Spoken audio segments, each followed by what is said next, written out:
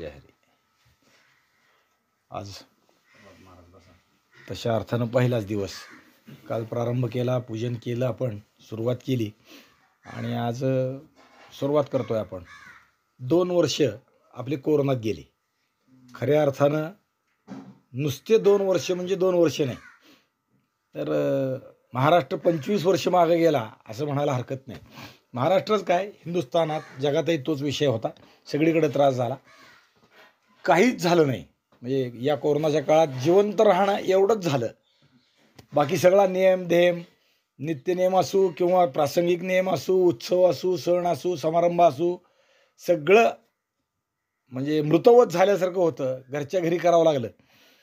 आणि त्यामुळं मग आषाढी वारी नाही, कार्तिक वारी नाही, चातुर्मास नाही. गेल्या वर्षी, पहिल्या वर्षी तर काहीच नव्हतं. गेल्या वर्षी निदान काही मुलं चातुर्मासात पंढरपुरात राहिली.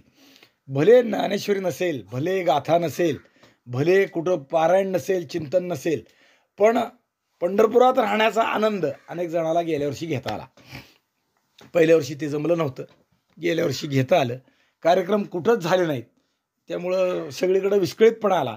2 वर्षाच्या मोठ्या काय म्हणू आपण त्याला, गॅपनंतर, म्हणजे इंग्लिश शब्द वापरले पटकन लक्षात येतं.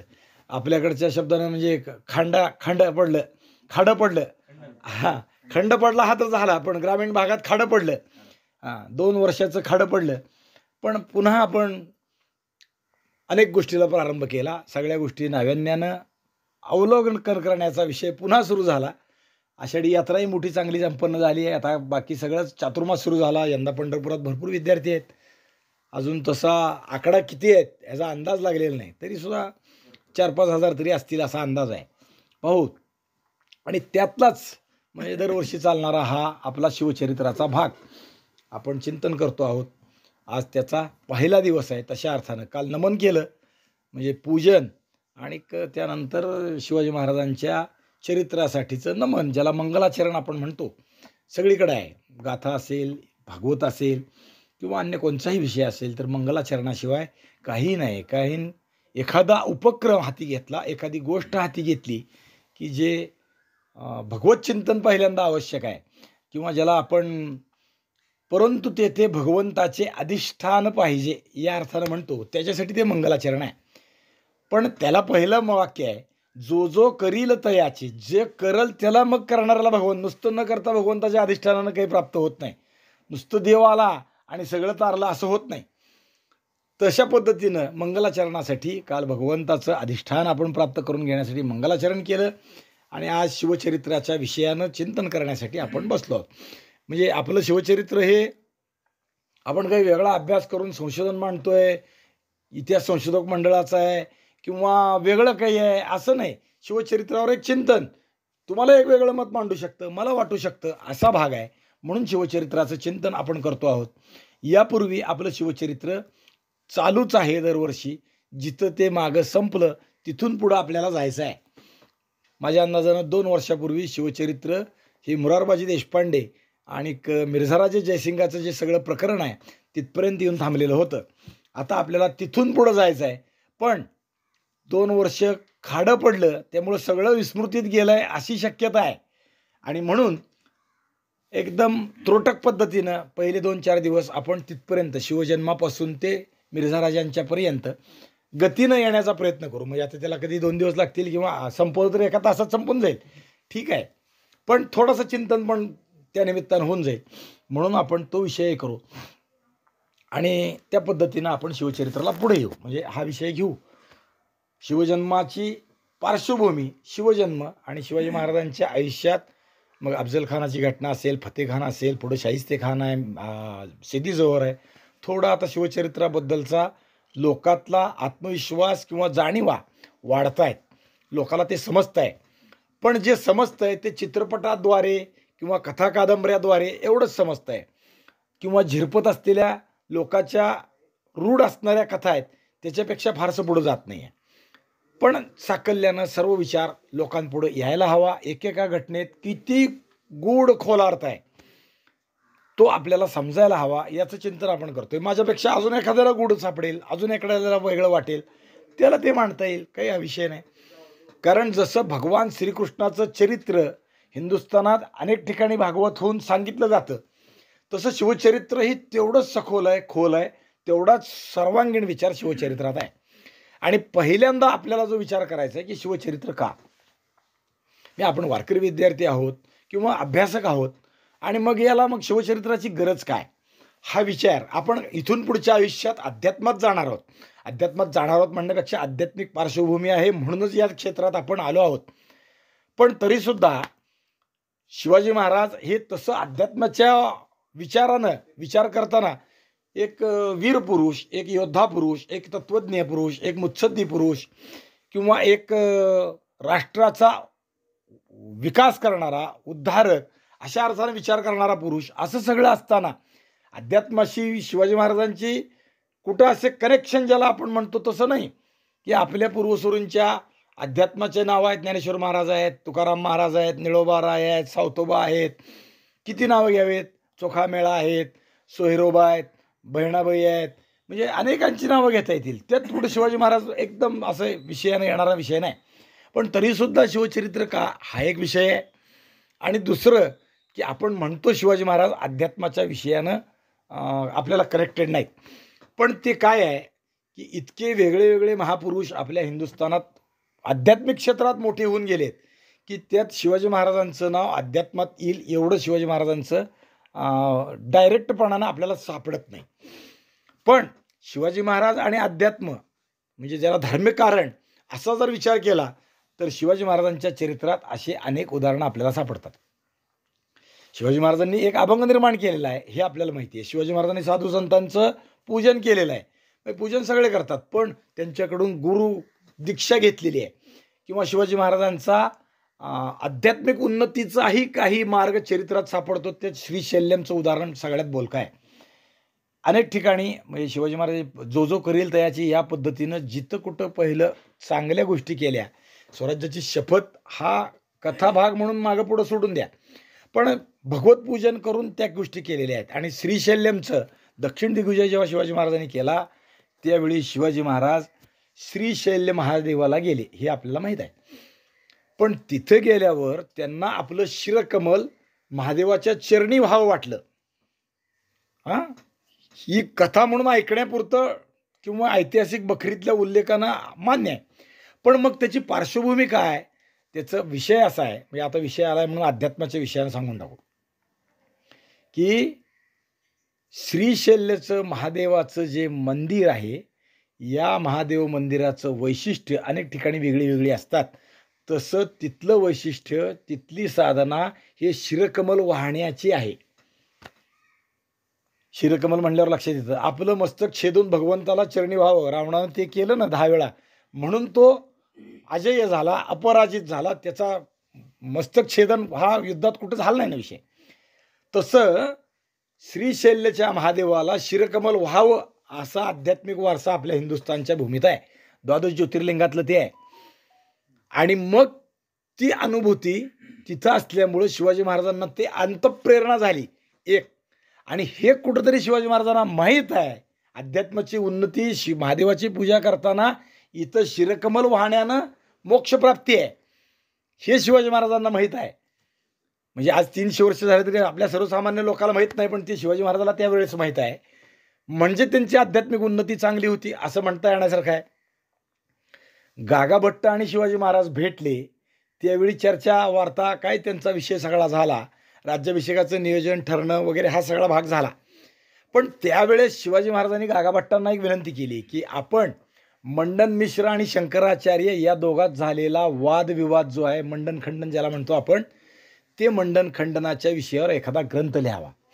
आणि ती विनंती ऐकून गागाभट्टांनी ग्रंथनिर्मिती केलेली आहे. म्हणजे शिवाजी महाराजांना शंकराचार्य आणि मंडन मिश्र यांच्यात वादविवाद झाला, धर्मचर्चा झाली. आणि ती धर्मचर्चा लोकांपुढे यावी, सगळ्याला ती ज्ञात होतेच असं नाही, अशी इच्छा आहे. म्हणजे शिवाजी महाराज आध्यात्मिक मार्गात कुठंतरी उन्नती असणारी आहे. म्हणून शिवाजी महाराजाचं चिंतन अध्यात्म मार्गानं म्हणूनही करायला हरकत नाही. म्हणजे वारकरी आहे काय करायचं, झारकऱ्यासारखं आपल्याला तलवार लाल तलवार घेऊन जायचं आहे काय, असं एक धारणा आपल्यात होते. पण तो विषय सगळीकडेच असतो असं नाही. शिवाजी महाराज आपल्याला जिथं लागू आहेत ती घ्यायची.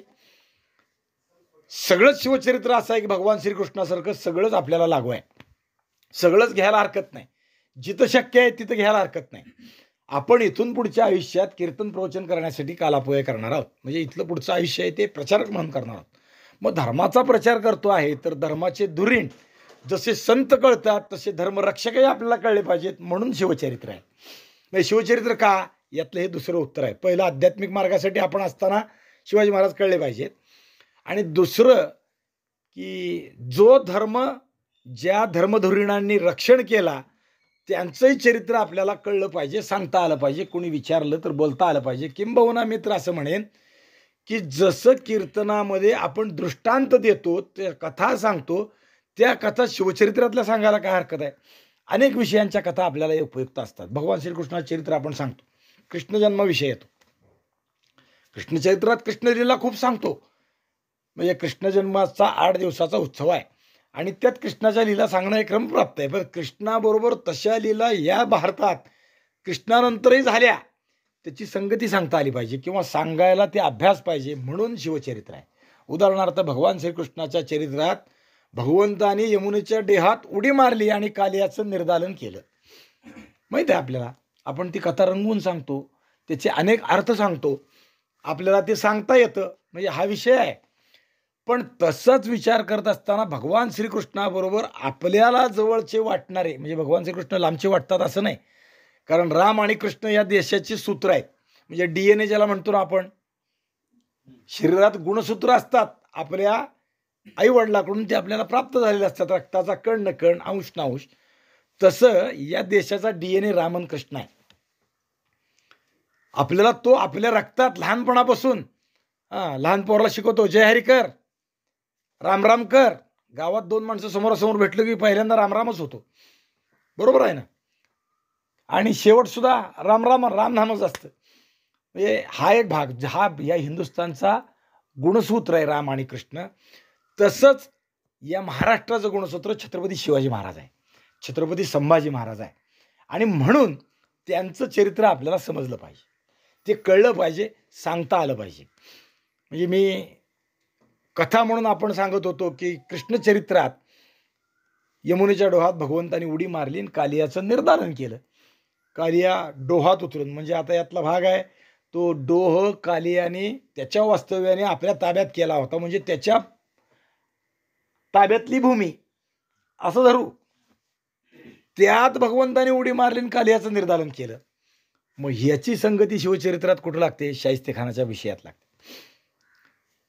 यमुनेचा काठ, यमुना, तो जो सगळा वृंदावन, मथुरा, हा जो सगळा भाग आहे, हा भगवान श्रीकृष्णाच्या जन्मभूमीचा तिथला भाग आहे, गोकुळ.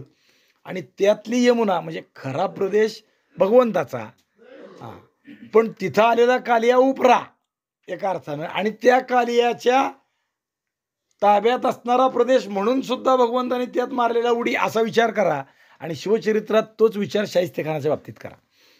पुण्यात शाहिस्तेखान येऊन राहिला, भूमी कोणाची, आपली, शिवाजी महाराजांची थोडक्यात.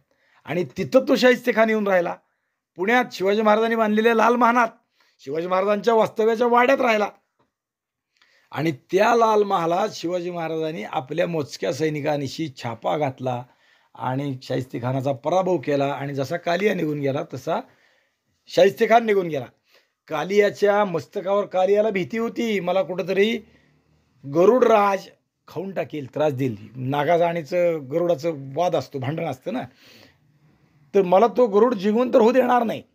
तर भगवंताने सांगितलं, हे पदचिन्ह माझं तुझ्या डोक्यावर आहे, तुला आता इथून पुढं गरुड काही त्रास देणार नाही, वैनतेय काही त्रास देणार नाही. तसं शिवाजी महाराजांचं पदचिन्ह, जसं कृष्णाचं पदचिन्ह कालियाच्या अंगावर आहे, तसं शिवाजी महाराजांचं चिन्ह 3 बोटं कापलेलं शाहिस्तेखानाचं, ते आयुष्यभर घेऊन फिरवावं लागलं ना त्याला. आता तुला जगात काही त्रास होणार नाही, कारण हे शिवाजीने तुला काय केलं कळेल, असा त्याचा अर्थ. म्हणजे ही कथा अशा असं अनेक गोष्टी आहेत, अनेक विषय आहेत, थोडे आहेत का, म्हणजे कितीतरी आहेत की ज्याची संगती शिवचरित्रात, कृष्णचरित्रात, शिवचरित्रात प्रभू रामाच्या चरित्रात संगतवार लावता येते, सांगता येते. कारण शिवाजी, मगाशी म्हणल्याप्रमाणे, शिवाजी महाराजांनी या देशाच्या गुणसूत्राचा अभ्यास केलेला आहे. आपल्याला राम आणि कृष्ण गुणसूत्र आहेत, तसे शिवाजी महाराजांचे आहेत. शिवाजी महाराजांचं तर अजून एक वैशिष्ट्य म्हणजे आपल्याला सांगून टाकेन मी, आधी गुणसूत्र आहेत ते विषय संपवू, म्हणजे मग पुढे जाऊ.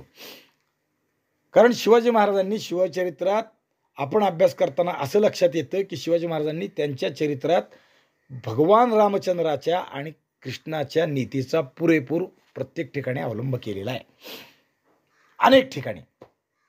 मग तो गनिमिकावा असेल, गनिमिकावा म्हणजे वृकयुद्ध, छद्मयुद्ध असंही त्याला म्हणतो संस्कृतमध्ये. शत्रूचा पराभव कमीत कमी सैन्यानिशी, कमीत कमी ताकदीनिशी, कमीत कमी वेळेत करणे म्हणजे गनिमिकावा. हे सरळ मराठी व्याख्या झाली. पण ते करीत असताना शत्रूला फसवणं हे त्यातला गुण. मग ते कोणत्याही मार्गाने फसवणं. शिवाजी महाराजांचं सगळं चरित्र पहा. तसं भगवान श्रीकृष्णाच्या चरित्रातला एकच उदाहरण सांगतो, म्हणजे फसवायचं कसं. राजा मुचुकुंद सगळ्याला माहीत आहे, आणि कालयवन हाही भाग माहिती आहे. कालयवन नावाचा एक यवन मातब्बर झाला, सगळ्यांना त्रास द्यायला लागला. नेहमीप्रमाणे तो दैत्य होता, ते सगळं सुरू झालं. भगवान श्रीकृष्णाला त्रास द्यायला लागला. भगवान श्रीकृष्ण त्याशी युद्ध करते झाले, पण हा काही आटपत नाही हे लक्षात यायला लागलं.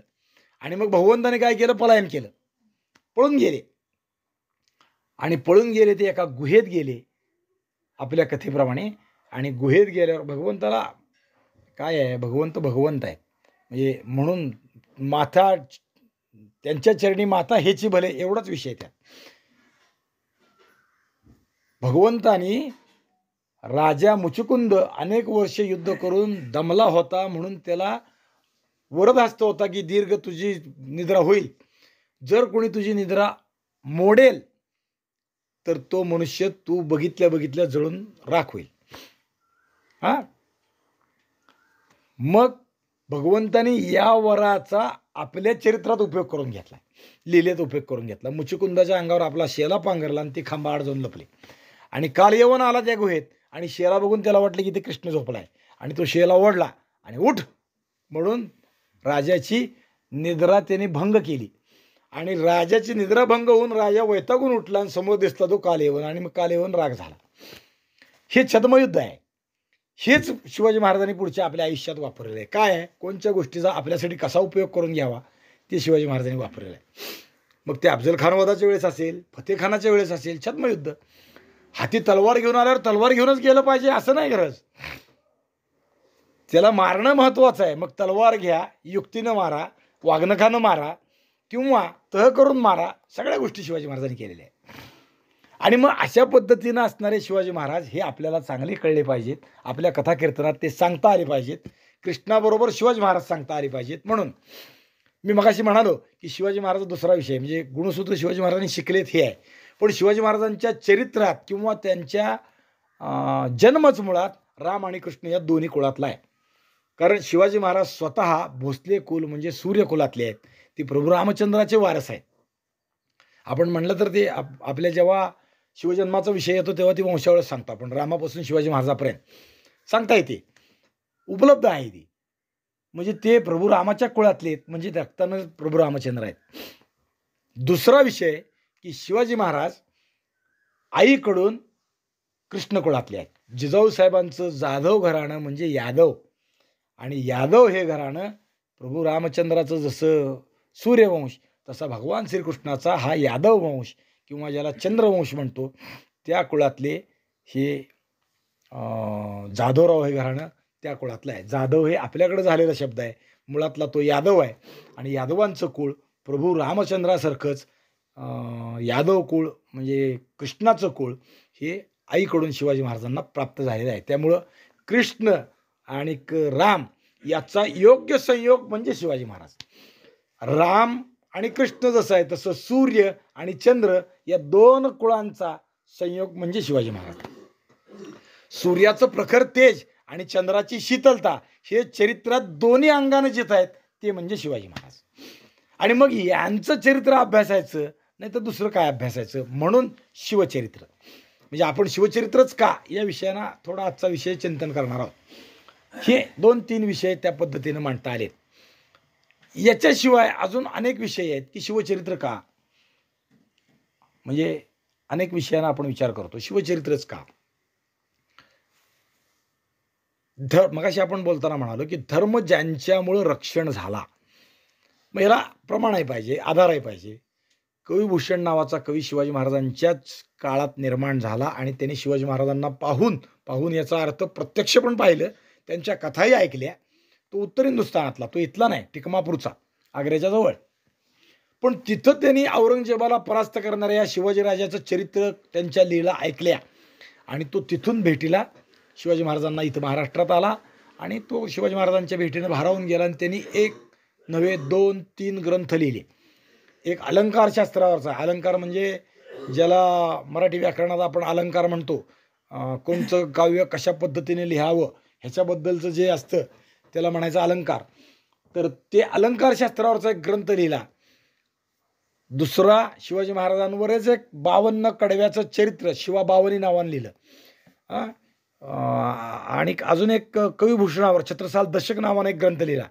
तर हे लिहित असताना त्यांनी शिवाजी महाराजांचं वर्णन वेळोवेळी केलेलं आहे. हे व्रजभाषेतलं आहे. पण शिवाजी महाराजांचं त्यांनी वर्णन काय केलं म्हणजे तो विचार करायचा आहे, त्याचं कारण आहे. आपण जे मगाशी म्हणालो की प्रमाण पाहिजे, म्हणजे शिवाजी महाराजांनी धर्मरक्षण केलं हे आपण कथेनं सांगतो, तसं काव्य पण आहे. शिवाजी महाराजाला ज्यांनी समोरून पाहिलं त्यानं लिहिलंय. काय लिहिलंय? देवल गिरावत फिरावते निशाण आली, ऐसे डुबे राव राणे सबी गये लबकी. मी आधी काव्य सांगतो मग थोडक्यात त्याचा विस्तार करतो, कारण ते व्रजभाषेतलं असल्यामुळं आपल्या नित्य सवयीचं नाही, आपल्याला ऐकण्यातलं नाही, म्हणून पटकन. गौरा गणपती आप औरन को देत ताप, अपनी ही बार सब मारी गए दबकी, पीरा पैगंबरा दिगंबरा दिखाई देत, सिद्ध की सिद्धाई गई रही बात रब की, काशी हु की कला जाती मथुरा मस्जिद होती, शिवाजी न होते तो सुन्नत होती सबकी. सरळ अर्थ आहे. यवनाचा काळ इतका प्रबळ झाला, म्हणजे दैत्याच्या काळात जसं देव लपून पळून राहायचे, म्हणजे रावण आला की देव पळून जायचे, हिरण्यकश्यपू आला, हिरण्याक्ष आला की देव पळून जायचे, कारण ते प्रबळ झाले, देवांना त्यांची भीती बसली. तसं देवल म्हणजे देवळं पाडायला लागले मुसलमानांच्या काळात. देवल गिरावत फिरावते निशाण आली, देवळं पाडायला लागले, फिरावते निशाण आली म्हणजे आली म्हणजे मुसलमानांची निशाणं फिरवली चालली सगळ्या गावोगाव. ती मुसलमानी सैन्य काळी निशाणी घेऊन फिरायची ना त्यांची. ऐसे डुबे राव राणे म्हणजे राजे महाराजे लपून राहिले, सबी गये लबकी, दबून कुठंतरी लपून राहायला लागले, ते समोर सुद्धा येणार. नुसतं तेवढंच नाही, तर गौरा गणपती आप, गौरा म्हणजे गौराई आणि गणपती म्हणजे गणपती. आप औरन को देत ताप, मला लाडू दिले नाहीत तर गणपती काहीतरी माझं अपयय करेल काय, म्हणून त्याला आहुती देतो, त्याला लाडू नेऊन देतो, त्याला नैवेद्य वाहतो. देवी नवे जाखाई जोखाई, ती आपला अभंग आहे तुकोबारायचा, सगळ्याला पाठ आहे. मायराणी म्हैसाबाई, म्हणजे देवाला काहीतरी दिल्यावरती तो देतो आणि ती देव त्याच्यात हे झालं, पण काहीतरी द्यावं ही प्रवृत्ती म्हणजे गौरा गणपती आप. औरन को दे, मला काही दिलं नाही तर कुलदेवतेचं पूजा केली नाही, तिला दर्शनाला गेलं नाही तर कुलदेवता रुष्ट होते, मग तुमचा नाश करते, त्रास देते, पीडा निर्माण होतात संसारात, असं जे वाटतं त्या हिशोबानं आहे गौरा गणपती आप. औरन को देत ताप अपनी ही बार, आणि त्यांनाच ह्या मुसलमानांनी काय केलंय, त्यांचीच देवळं पाडली आहेत, फोडली आहेत, मोडली आहेत. अपनी ही बार सब मारी गए दबकी, त्यांचीच बाळी मुसलमानांनी आणल्यावर ते काही करत नाही आहेत, ते दबून राहिलेत म्हणले देवसुद्धा. पीरा पैगंबरा दिगंबरा दिखाई देत, आपले सिद्ध पुरुष किंवा साधू संत ह्यांची कोण पूजा करेना हे कुठं दिसेनात. कोण दिसायला लागले सगळीकडे पीर गावोगावी, या गावात ह्याची पीराची मजार आहे, त्या गावात आमच्या पैगंबराचा अमका आहे, असं सगळीकडं सुरू व्हायला लागलं. सिद्ध की सिद्धाई गे, सिद्धी पुरुष आपल्याकडे असणारे योगी पुरुष त्यांची सिद्धी गेल्या, अष्टसिद्धी आपल्याला माहीत आहेत, अरिमा गणिमा, त्या सगळ्या अष्टसिद्धी गेल्या आणि या मुसलमान साधूच्याच सिद्धीच्या मागे लोक लागायला लागले. सिद्ध की सिद्धाई गई रही बात रब की, सिद्धी गेल्या, सगळं गेलं, रब म्हणजे मुसलमान देवाचंच सगळीकडे कौतुक सुरू झालं. काशीजी की कला गई, काशीचं मंदिर मुसलमानांनी महादेवाचं पाडलं. काशी हु की कला जाती, मथुरा मस्जिद होती, मथुरा म्हणजे नुसतं शब्द मथुरा हा विषय वेगळा आहे, पण मथुरा म्हणजे भगवान श्रीकृष्णाचे जन्मस्थान आणि ते जन्मस्थानी असणारं देऊळ तेही पाडलं, तिथंही मशीद झाली. आणि मग सगळ्याला उत्तर काय आहे, शिवाजी न होते तो सुन्नत होती सबकी. हे सगळं इतकं मातलं, इतकं प्रबळ झालं की देव सगळे लपून राहिले, सगळे झाले, तरी सुद्धा देव जिवंत आहे किंवा हिंदू हिंदू म्हणून शिल्लक आहे. हे का, तर ते शिवाजी महाराजांमुळं. जर शिवाजी महाराज नसते तर सगळ्याची मुस्लिम म्हणून सुनता झाली असती, हे कविभूषणानं सांगितलेलं आहे. म्हणून शिवचरित्राचा अभ्यास. कशी परिस्थिती आली, किती विकट परिस्थितीत या भारतभूमीतल्या लोकांनी दिवस काढले आणि त्यांना तोंड देणारा दख्खन की ढाल भयो, हिंदू की दीवार भयो, काल तुर्कान को, असं कविभूषणानं एका काव्यात म्हटलेलं आहे. दख्खन की ढाल, कारण उत्तर हिंदुस्थानात झालेले अत्याचार महाराष्ट्रात काही काळ झाले, पण दक्षिण भारतात आणि महाराष्ट्राच्या उर्वरित भागात हे अत्याचार रोखले गेले. त्यामुळे त्याला म्हणायचं दख्खन की ढाल. हिंदू की दिवार, हिंदूंचं रक्षण करती भिंत, ते म्हणजे कोण, तर शिवाजी. काल तुर्कांक, तुर्कांचा काळ निर्माण झाले ते म्हणजे शिवाजी महाराज. आणि मग त्यांचं चरित्र अभ्यास करणं हे त्या हिशोबानं कर्मप्राप्त आहे, केलं पाहिजे, म्हणून शिवचरित्र. आपण अजून एक विषय, आपल्या संप्रदायाच्या विषयानं आपण विचार करतो. नामदेवराय आणि माऊली हे दोघं मिळून तीर्थयात्रेला गेले, हा विषय आपल्याला माहीत आहे, सगळ्याला माहीत. तीर्थावळी आहे, बरोबर आहे ना, अध्ययन केली असेल, वाचली असेल, नसेल तर इथून पुढं वाचली तरी ते कळेल. माऊली पंढरपुरात आले, नामदेवरायाला भेटले आणि म्हणले चला आपण तीर्थाटन करू. धर्माने आपल्याला तीर्थाटन करायला सांगितलेलं आहे, हिंदुस्थान फिरायला सांगितलं आहे. 12 ज्योतिर्लिंग, 52 शक्तिपीठं, काय जे असतील ते सगळं हिंदुस्थान, चारोधाम यात्रा आहे, तर तुम्ही चला माझ्याबरोबर. नामदेवराय तर पंढरपूरचे अत्यंतिक अभिनेश, म्हणजे त्याचा अभिमानाचा विषय. विठोबा सोडून मी जाणार नाही, येणार नाही कुठे. ते म्हणले अहो माऊली, माझ्याकडनं येणं होणार नाही कुठं, मी कुठे येणार नाही, मी विठोबा सोडून जाय अन्न तीर्था, लाज तुझ्या चित्ता कैशी नाही, मी कुठे येणार नाही, कुठल्या तीर्थाला आंघोळ करणार नाही, माझा काही विषय नाही, माझा इथे एकच आहे आणि तुम्हाला प्राप्त झालेला आहे, मी येणार नाही. माऊली त्यांच्या मागच लागली. आता माऊलीचा शब्द मोडणं अवघड, कसं करावं, काय करावं, असा सगळा विषय झाला. आणि मग निरुपायानं माऊलीबरोबर जाण्याची पाळी यायची विषय आल्यावरती नामदेवराव म्हणले, हे बघा तुमचं म्हणणं बरोबर आहे, पण देवानं जर संमती दिली तर मी येतो म्हणले. म्हणजे हे आपला टेचेंडू त्याने देवाच्या अंगावर टाकला. त्यांनी म्हणले जावा तर येतो. देव जाऊ देणार नाहीत हे नामदेवराला खात्री होती, पण देवाची इच्छा वेगळी होती.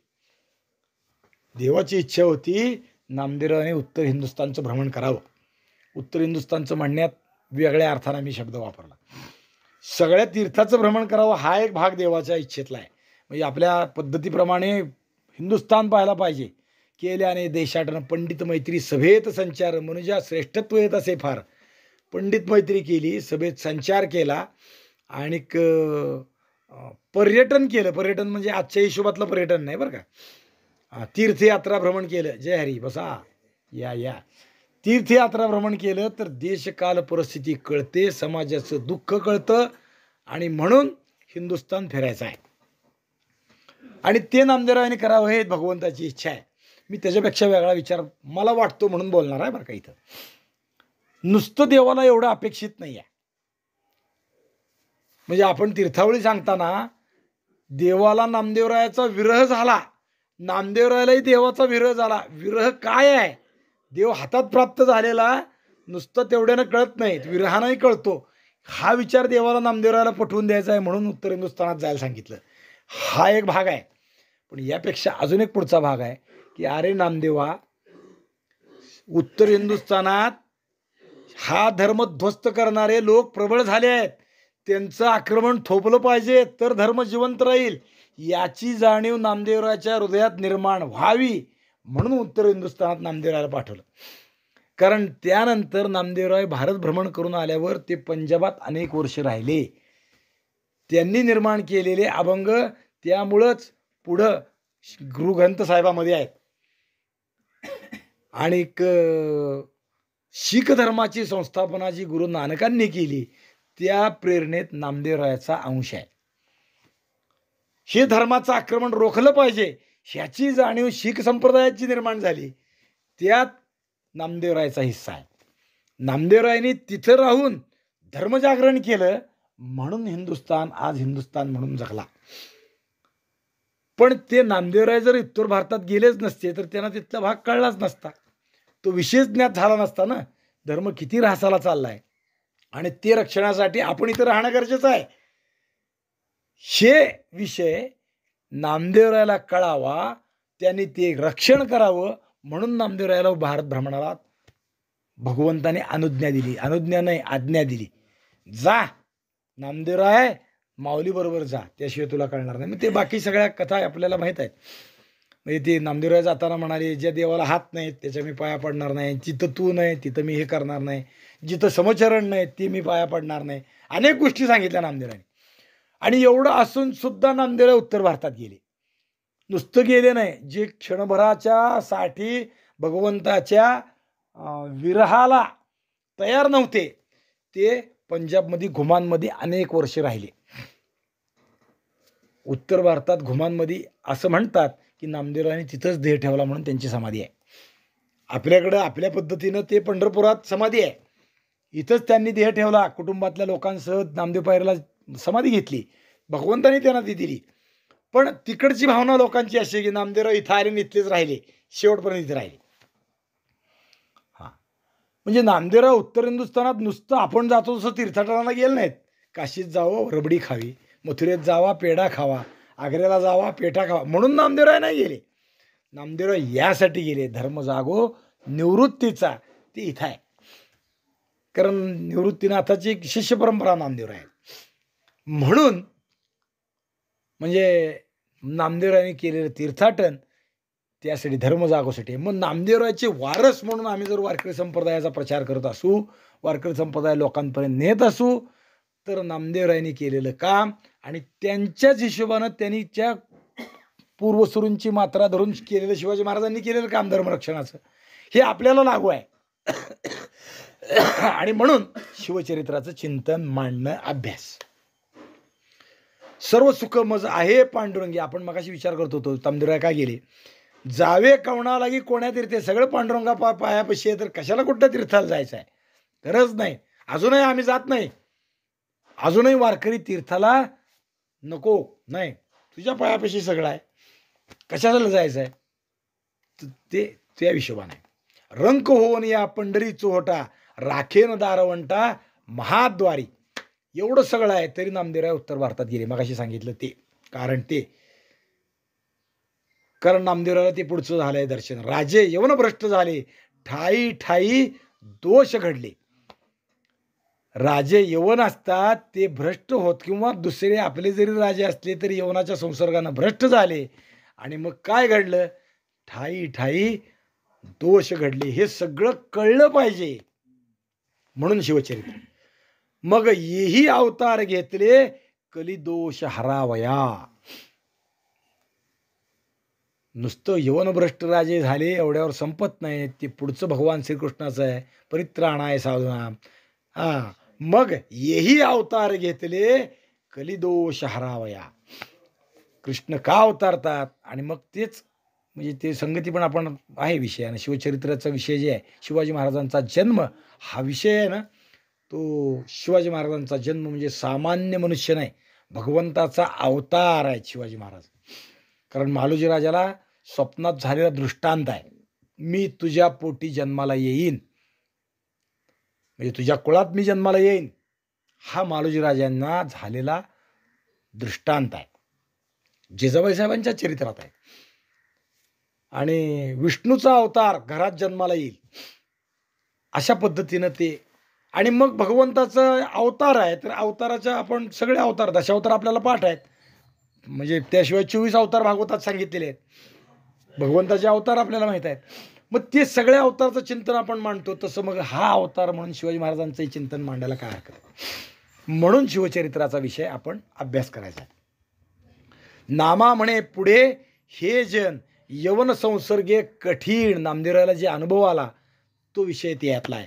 होता गाता हरीचे गुण ते उद्धरती सर्वता. मग हरीचे गुण हे गायचे असतील, सगळीकडे समकाळायचे असतील, तर त्यासाठी ज्यांनी तो हरी रक्षला त्याचंही चिंतन झालं पाहिजे, अशा विषयानं तो आपण विचार करतो. म्हणून शिवचरित्र कलियुग म्हणून ती संकल्पनाही आपल्याकडे आहे की कल्कीचा अवतार या युगात निर्माण होईल आणि क्षत्रिय राजे निर्माण होऊन म्हणजे यवनांचं ते पारिपत्य करतील. यवनांचं याचा अर्थ दैत्यांचं, असुरांचं, राक्षसांचं, ज्याची वृत्ती राक्षसी तो राक्षस. दैत्य म्हणजे दितीच्या पोटी जन्मले म्हणून दैत्य हे आहे, पण वृत्ती आहे ती वाईट आहे. दिती आणि आदिती दोन्ही बहिणी बहिणी, देव आणि दोन्ही एकाच नवऱ्याच्या पत्नी, पण एकीच्या पोटी देव जन्मले आणि दुसरीच्या पोटी दैत्य जन्मले. दोन्ही ऋषीचे पुत्र, पण वृत्ती जी आहे ना ती महत्वाची आहे. त्यामुळं तो विषय दितीचे ते दैत्य आणि आदितीचे ते देव. त्या पद्धतीनं आपण तो विचार करायचा आहे, म्हणजे त्यांच्या वृत्तीचा विषय आहे ना. आणि मग कलियुगी त्या दैत्यांचा संहार करणारा म्हणजे परित्राणाय साधूनाम विनाशाय च दुष्कृताम, त्या सगळ्या पद्धतीनं कलियुगात सुद्धा मी अवतार घेणार आहे. ते अवतार म्हणजे शिवाजी महाराज आहेत. म्हणून शिवचरित्राची गरज आणि ते चिंतन आपण करतोय.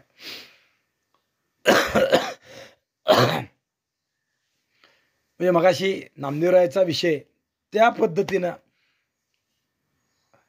ही हिंदुस्थानची विजिगीषी परंपरा, मग ती अध्यात्मातली असेल, आरोग्यातली असेल, किंवा वैयक्तिक सर्वसामान्य जीवन जरी असलं तरी त्यातली समृद्धी असेल. मग ती समृद्धी कला क्षेत्रातली असेल, कलेच्या प्रांतात म्हणलं तर शिल्पशास्त्र असेल, नाट्यशास्त्र असेल, नर्तन असेल, जे काही आहे ते.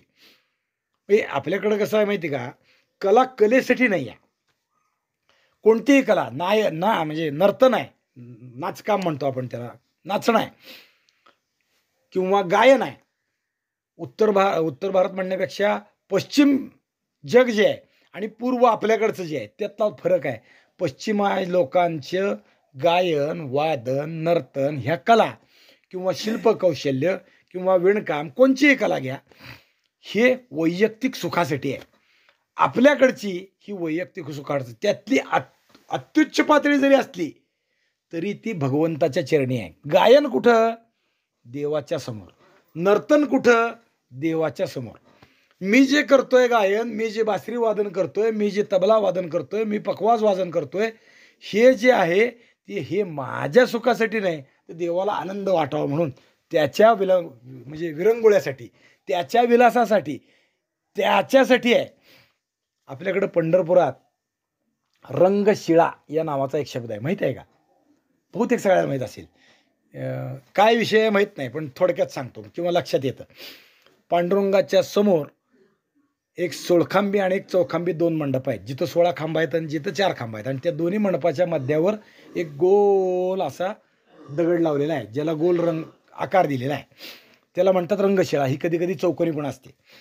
सगळ्या देवळात ही रंगशिळा असते. रंगशिळा म्हणजे काय? शिळा म्हणजे दगड, रंग म्हणजे नाही कळत आपल्याला किंवा माहीत नसतं. देवाचे अंगभोग आणि रंगभोग असे 2 प्रकारचे भोग आहेत. देवाला उपयोग म्हणजे वापर करायचा देवाचा म्हणजे देवासाठीच्या वस्तूचा. अंगभोग म्हणजे देवाच्या अंगावर दही, दूध, मध, साखर, कपडे, वस्त्र, अलंकार आणि उत्तम उत्तम पदार्थ देवाला व्हायचे, ते देवाचा झाला अंगभोग.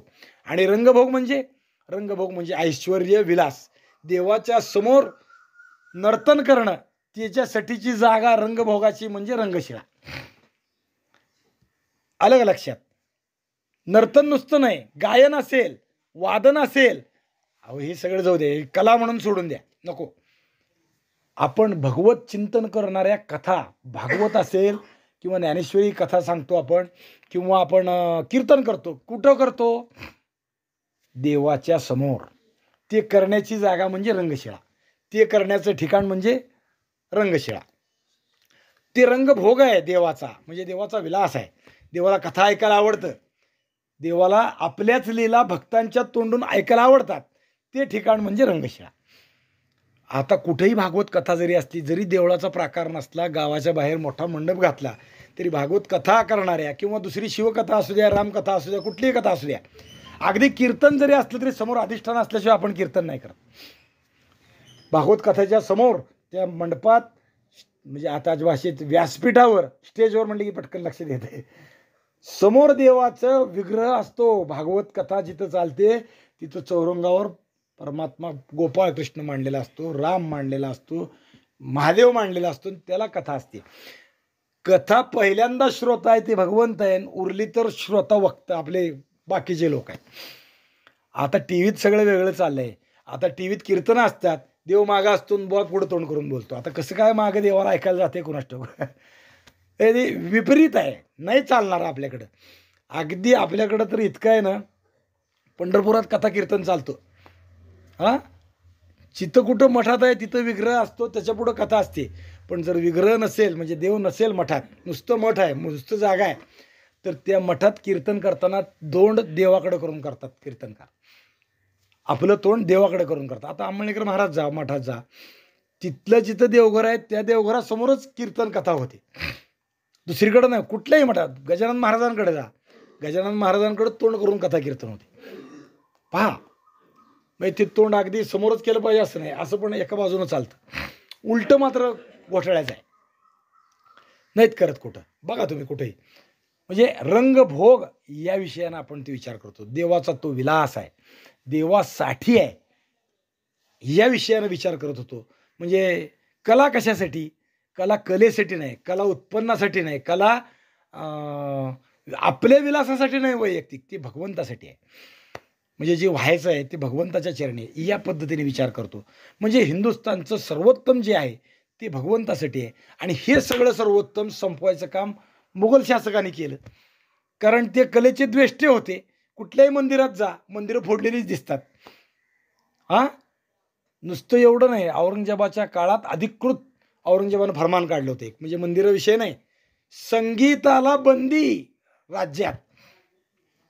संगीताला बंदी, गायन वादन दिसलं तर तिथं तो मुसलमान त्यांचा ठाणेदार अंमलदार जो असेल तिथं जाऊन ते सगळं सभा मोडायची, संगीत जलसा चाललेला तोडून टाकायचा, वाद्य फोडायची आणि ते करणाऱ्या माणसाला शिक्षा करायची, असा उद्योग करत होते. म्हणजे सौंदर्य संपवणंच आहे ना. एका अर्थानं भगवंताची सेवा किंवा त्याचा विलास त्याला आवडतंय म्हणून करणं, हे सगळं संपवणं आहे. औरंगजेबाच्या काळात संगीताच्या तज्ज्ञ लोकांनी संगीताची अंत्ययात्रा काढली औरंगजेबासमोर एकदा. तबला, पखवाज, विणा, तंबोरा जे वस्तू आहेत ती सगळं असं मुडद्यासारखं मांडून संगीताच्या काय या देशात राहिलंच नाही तर आम्ही काय ह्याची अंत्ययात्राच काढली. म्हणजे इतके द्वेष्टे होते हे. संगीत नाही चालत नव्हतं. म्हणजे अधिकृत औरंगजेबाच्या फरमानानं वैयक्तिक जीवनात स्वतःच्या सुखोपभोगासाठी ही सगळं नर्तन गायन बायका ठेवणं हा भानगड होती, तो विषय वेगळा. पण हे सगळं संपवण्याचं काम मुघल शासक करत होते आणि हे सगळं जिवंत ठेवण्याचं काम शिवाजी महाराजांनी केलं. म्हणून शिवचरित्राची गरज. म्हणजे अनेक विषय त्या पद्धतीनं आपण विचार करतो आहोत, विचार करणार आहोत. अजून थोडासा विषय राहिला आहे, तो आपण आता म्हणजे आता 9 वाजलेत, आपल्याला पुढच्या चिंतनाला जायचं आहे. एकाच दिवशी सगळं झालं तर ते गोंधळून जाईल. पुढचंही चिंतन ऐकायचं आहे, कथा आपल्याला गाथ्याला जायचं आहे. त्यामुळं आजचा भाग इथंच संपू आणि उद्याचा भाग पुन्हा इथून पुढचं चालू करू. पुंडलिक वरदेव हरी विठ्ठल श्री ज्ञानदेव तुकाराम ठाल ठाल ठाल ठाल. पुंडलिक वरदेव हरी विठ्ठल श्री ज्ञानदेव तुकाराम जगद्गुरु तुकाराम महाराज की जय. छत्रपती शिवाजी महाराज की जय.